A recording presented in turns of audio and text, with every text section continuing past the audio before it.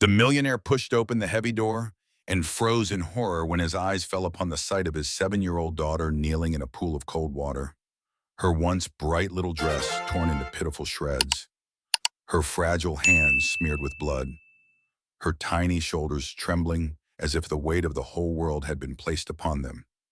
And in that instant, the grand illusion of a luxurious mansion with its chandeliers and velvet curtains and polished marble floors shattered into pieces, revealing instead a chilling truth that the house was not a sanctuary, but a prison, a place where merciless threats and ruthless schemes had been planted by the very bloodline meant to protect it, a house where an innocent child had been turned into a silent captive of cruelty.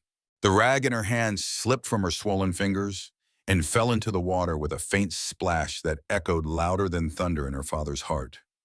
And her lips parted, whispering words so fragile they cut through the silence like glass breaking.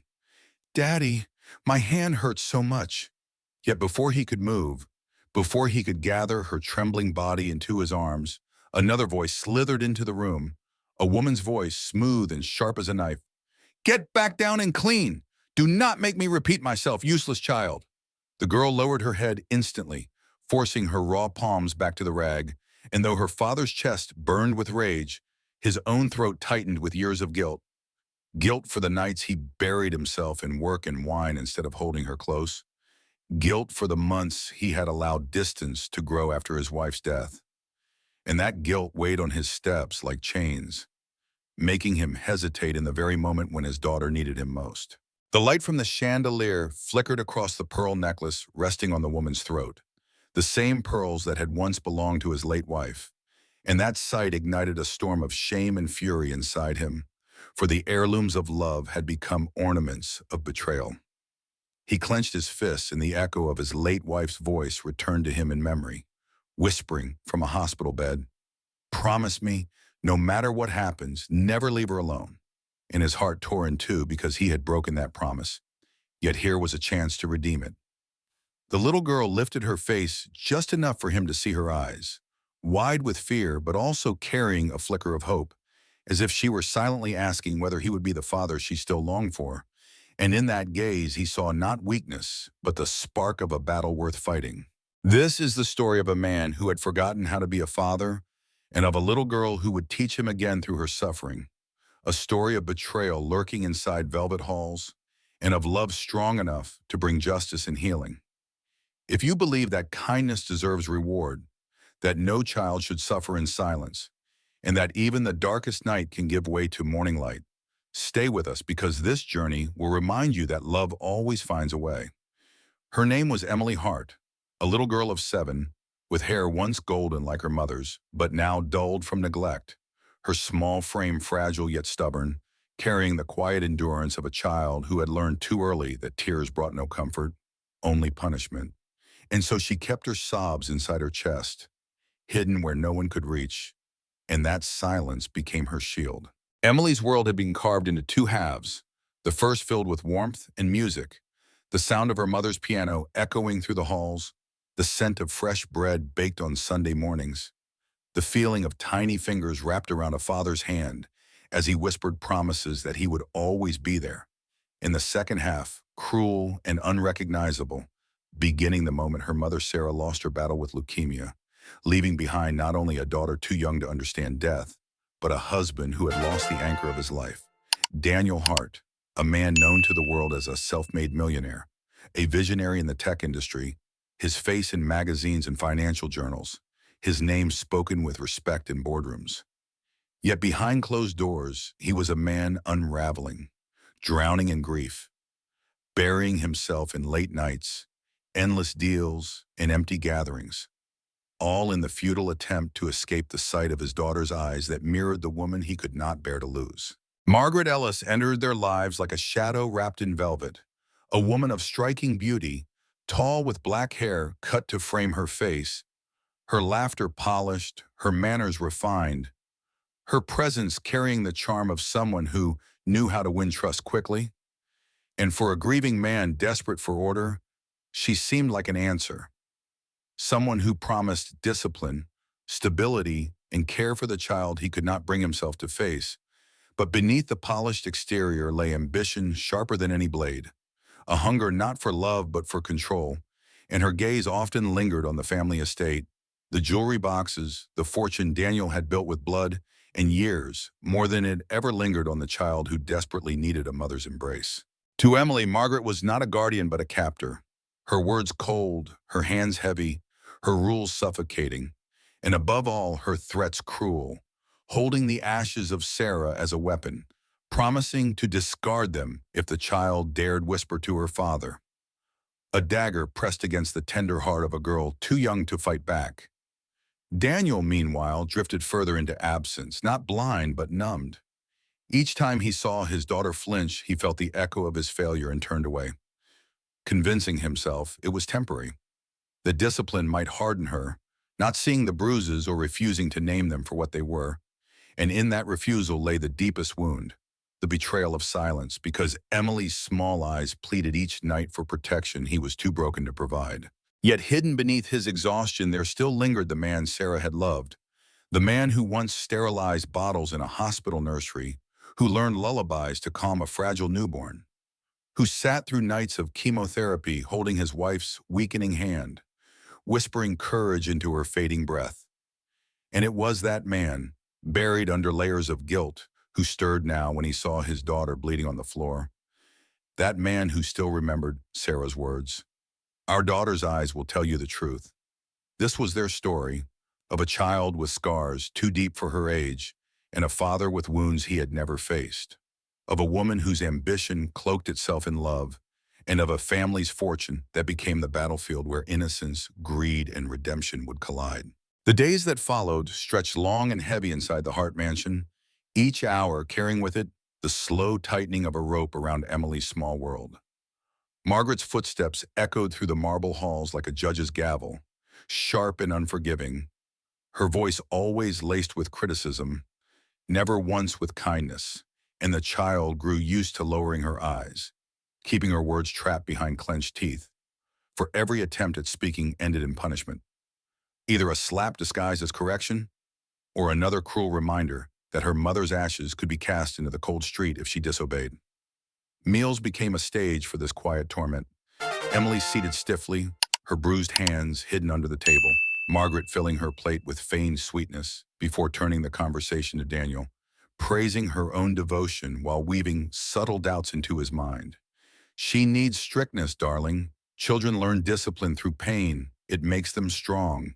Daniel, weary from work and carrying the burden of guilt he had never confessed, often stayed silent, sipping water or pushing food across his plate. But inside him, the dissonance grew. For each time he looked at Emily, he caught glimpses of Sarah's gentleness and saw the silent plea in his daughter's eyes. And though he tried to look away, that plea began to root itself deeper than the grief that once numbed him. Margaret's influence tightened when Daniel's younger brother Richard arrived more frequently, his tailored suits and charming smile, a perfect mask for his ambition, presenting himself as a supportive family, offering to ease Daniel's business responsibilities while secretly circling the fortune like a vulture. And Emily noticed how Margaret's eyes gleamed differently whenever Richard was near, as if a plan already spun itself between their smiles and unfinished sentences. The girl withdrew further, clutching her old storybook as her only shield, finding corners of the mansion where shadows hid her from their gaze. Yet even there she could not escape the constant weight of their words, whispering deals about company shares, guardianship papers, and how convenient it would be if Daniel signed away authority in the name of rest. One evening, as Emily sat quietly at the piano bench, her small fingers brushing the dusty keys she had not touched since her mother's death, Margaret stormed in and slammed the lid shut, her voice low and venomous. "You have no right to play this. It belongs to someone better than you." And though the child's lips quivered, she forced herself not to cry, for she had learned that tears only made the cruelty sharper. Daniel witnessed this from the doorway, his fists clenching, his breath shallow, but his fear of confrontation held him still. And that stillness carved another wound in Emily's heart, a wound that whispered her father might never come back to her side. Yet fate has a way of pressing until silence breaks. And one night, when Emily's sleeve slipped to reveal the deep purple of a fresh bruise. Daniel could no longer ignore the evidence etched into her skin. His voice cut across the dining table. "What happened to your arm?" Margaret answered smoothly. "She tripped on the stairs." But Emily's spoon trembled so hard it clattered against the plate, and in that sound Daniel heard not clumsiness, but fear. The room filled with a suffocating quiet, the kind that carries the weight of unsaid truths, and within it, Daniel felt the echo of Sarah's letter burning in his pocket, her words commanding rather than requesting, protect her, trust her eyes. And he realized that if he did not rise now, he would lose his daughter not to death, but to despair. The conflict that had brewed in shadows was now stepping into light. The smiles of Margaret and Richard, no longer masks of family, but the faces of conspirators circling their prey.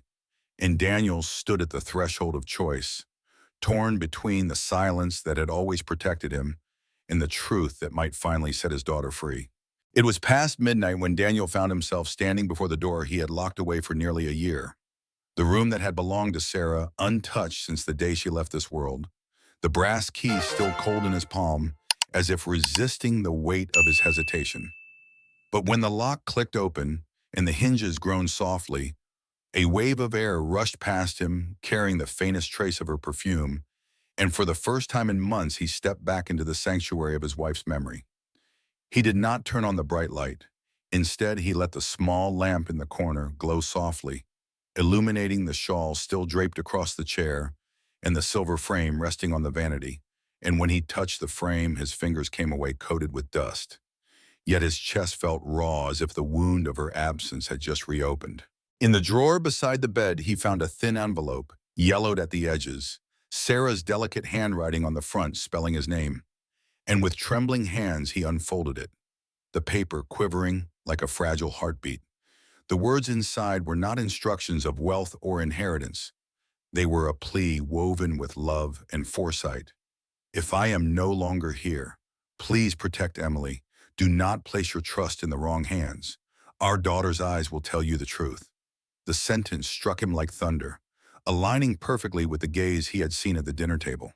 Those wide, trembling eyes that carried both fear and a flicker of hope. And suddenly he understood that Margaret's smiles, Richard's offers, every gentle hand laid upon his shoulder, had been a disguise to draw him away from the truth his child had been carrying all along. He remembered nights when Sarah lay weak on the hospital bed, whispering that he must never leave their daughter alone. And he realized that his silence had become a betrayal, not only to Emily, but to Sarah's final wish. And now the letter was not a request, but a command pulling him back into the fight. As he set the paper down, his gaze fell upon Sarah's notebook, filled with careful notes about raising their daughter. And on one page circled in her hand were the words, "When your child is afraid, do not ask what she did wrong. Ask what she had to endure." And Daniel felt his chest tighten with shame because he had done the opposite, letting someone else's definition of discipline dictate his daughter's suffering. The next morning, Richard arrived with his charming smile and a leather folder filled with documents, speaking casually of restructuring plans, of easing burdens, of giving Daniel time to rest. While Margaret stood beside him in her polished red dress, pearls gleaming, her voice sweet as honey. "We will take care of everything. Let us help you. You have worked enough." But Emily, sitting quietly in the corner, her small hand clutching the hem of her dress, slipped him a tiny folded paper when no one was watching. And when Daniel opened it under the table, his breath caught, for in shaky handwriting it read only 4 words: "Daddy, don't sign." In that instant, the game shifted, for he knew now without doubt that his daughter's eyes had been right. Sarah's warning had been true, and Margaret and Richard were not family, but predators circling the inheritance of both money and innocence. His phone buzzed silently in his pocket with a message from Jacob Reynolds, his old friend and trusted attorney. "Meet me tomorrow, urgent." And Daniel realized this was not merely about bruises or discipline. This was a scheme, a conspiracy threatening to erase his legacy and destroy his daughter's safety. The twist was no longer hidden in shadows. It lay wide open in front of him, and the question was no longer whether he would fight, but whether he would fight in time. And dear listener, this is where our story deepens. Because what happens next is not only about a father reclaiming his voice, but about the power of truth tearing through deception. So if you believe that no lie can forever silence the innocent, and that love has the strength to confront betrayal, then stay with us because the storm has only just begun. Dinner that evening began like any other performance orchestrated by Margaret, the table set with crystal glasses and silverware gleaming under the chandelier. Richard arriving with his impeccable smile and a bottle of wine, his voice carrying false warmth as he toasted, "To family, to the future." But Daniel sat silently, his daughter pressed close to his side, her small hands folded tightly in her lap, her eyes flicking between the documents in Richard's leather folder and the necklace gleaming at Margaret's throat, the very pearls that had once belonged to her mother. And in those details, Daniel felt the weight of Sarah's letter burning in his pocket, pushing him to act. Margaret poured the wine with smooth precision, her laugh echoing sweetly. Once Daniel signs, everything will be simpler, the company will run without stress, and he will have time to be with his little girl. And Richard leaned forward, sliding the folder across the polished wood. "Brother, you've carried enough. Let us share the burden. Just a signature here, and the weight will lift." Daniel picked up the pen, twisting it between his fingers, his eyes fixed on the pages, his silence deliberate. But when Emily tugged softly at his sleeve and whispered, "Please, Daddy," the resolve inside him crystallized. He set the pen down and looked directly at his brother, his voice calm but cutting. "Tell me, Richard, what do you gain from my rest?" Richard chuckled as though amused, spreading his hands in mock innocence. "Only your peace, nothing more." But his eyes betrayed the impatience of a man too close to victory. Daniel leaned back, his voice firmer. "Section 5.3, Section 7. 2, Appendix C. You think I don't see them? This is no management adjustment. This is a transfer of power, of assets, of Sarah's trust itself." The room fell still. Margaret's smile faltering for the first time, her hand tightening around the stem of her glass, while Richard's jaw clenched though his words remained smooth. "You misunderstand. It's only paperwork." Daniel's eyes did not waver. "No, it's theft disguised as care." The silence stretched taut until Margaret broke it with a sudden sharpness in her tone. "Stop being dramatic, Daniel. This family needs order. You are too weak, too distracted, and Emily deserves someone strong enough to raise her properly." Her words struck like a lash and Emily flinched, tears welling. But Daniel's hand moved instantly to shield her, his voice steady now with a power he had long buried. "Do not speak of her again, not as if she belongs to you, because she never has and she never will." Richard slammed his palm on the table, his polished mask cracking. "You dare accuse us after all we've done to hold this family together?" Daniel rose slowly, his heightened presence filling the room, his voice quiet but sharper than a blade. "What you've done is break a child and betray a trust. You've worn pearls that are not yours, and you've used ashes as weapons. You've plotted in whispers, thinking I was too broken to see, but I see you now." Margaret's face drained of color, but she tried one last desperate smile. "No one will believe you, Daniel. It will be your word against ours, and who will trust the broken widower over the loyal sister and the dutiful brother?" At that moment, Daniel reached into his pocket, pressing a small device he had prepared, and the speaker hidden on the shelf crackled to life, filling the room with Margaret's own voice recorded in secret, her words slicing through the silence. "If you dare open your mouth, your mother's ashes will scatter on the street." Emily gasped and buried her face in her father's chest, as the echo of cruelty rang out undeniable, Richard's expression twisted with fury, Margaret's hands shaking as she searched for a denial that would not come. Daniel held his daughter close, his voice unwavering as he declared, "This is not my word against yours anymore. It is your word against the truth." Outside, the sound of approaching footsteps echoed, firm and deliberate, and a knock rattled the heavy door. Sheriff Frank Dalton stepping inside with deputies, and Jacob Reynolds holding the legal order in his hand, his voice cutting through the air. "By the authority of the court, this house is no longer yours to command." The moment Sheriff Frank Dalton entered the room, the air shifted, the pretense of elegance collapsing, like a stage set torn down after the play. His boots struck the polished floor with measured authority, his eyes sweeping across the table where Richard stood frozen, and Margaret clutched her glass as though it could anchor her against the inevitable. Jacob Reynolds followed close behind carrying a folder of papers sealed with the court's stamp, his calm voice filling the silence. A protection order for Emily Hart and a search warrant for this property, effective immediately. Margaret stumbled back, her voice rising shrill. "This is outrageous. You cannot just storm into a private home." But Frank's reply was slow and steady. "The law protects children before pride, Mrs. Ellis, and the evidence speaks louder than your denials." Deputy Grant stepped forward and with professional firmness secured Margaret's wrists in handcuffs, while Richard's attempt at charm faltered as Marshal Fletcher blocked his path, his deep voice cutting short any thought of escape. "Cooperate now or add resisting arrest to your list." Richard's eyes darkened as though a lifetime of ambition had slipped through his hands, but still he sneered.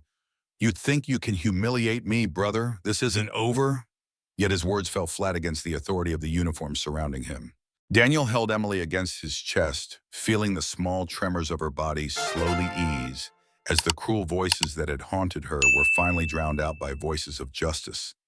And when Frank bent low to meet her eye level, his tone softened. "You're safe now, sweetheart. No one will hurt you again." Emily clung tighter to her father, whispering into his suit. "She said she would throw Mom away." And Daniel's heart broke all over again, but he tightened his embrace, answering firmly, "She will never touch what belongs to your mother, or to you, not ever again." As Margaret was led out, she screamed Daniel's name, twisting against the deputies. But he did not answer. He did not need to, for her words were powerless now, stripped of the shadows where they once thrived. Richard followed, his steps stiff with rage, his final glance promising vengeance. But even that could not shake Daniel's resolve, because for the first time in years, he felt the ground steady beneath his feet. When the door closed behind them, Jacob placed the folder on the table, his tone practical, yet carrying the weight of victory. "The evidence will hold. The court will not hesitate. But Daniel, what matters most is how you move forward, because tonight you chose your daughter over silence, and that is the foundation of everything that comes next." Frank gave a small nod, his weathered face easing into the faintest of smiles. "Your job now is not to punish yourself for the past, but to protect what's here in your arms." And with that, he and the deputies left, the heavy lock turning behind them, leaving the house in a quiet that for once was not suffocating, but cleansing. Daniel carried Emily upstairs, her head resting against his shoulder, her breathing still uneven but lighter. And when he laid her down under the blanket, she looked at him with wide eyes. "Will you be here when I wake up?" He sat beside her bed, brushing a strand of hair from her forehead, his voice low but steady. "I am here tonight. I will be here tomorrow. And every day after." And for the first time since Sarah's death, those words were not hollow but true. In the days that followed, the mansion felt different, the oppressive weight replaced by sunlight through open curtains. Donna, the housekeeper, returned and filled the kitchen with the scent of warm bread. Neighbors like Mrs. Helen Carter stopped by with gentle words and quiet support.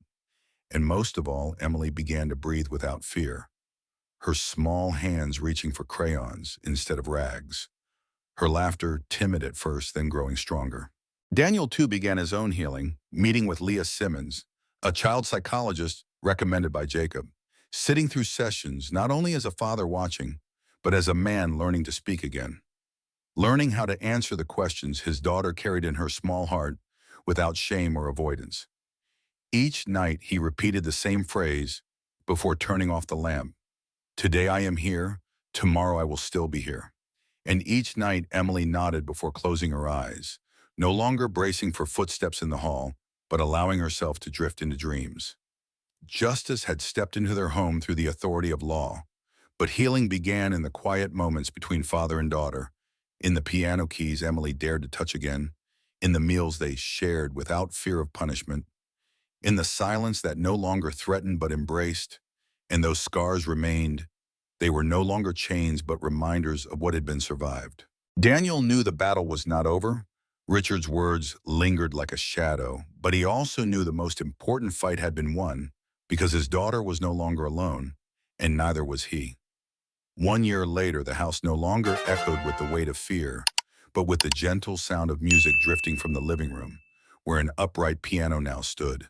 A gift from Mrs. Carter, the retired music teacher next door, and upon its bench sat Emily, her back a little straighter, her fingers stronger, playing the melody her mother once loved, each note trembling at first, then finding courage, as her father sat beside her, adding the steady chords that grounded her song, together weaving a harmony that carried not just music but healing. The journey had not erased the past. The bruises and shadows lingered in memory, yet they no longer defined her. They had become markers of resilience.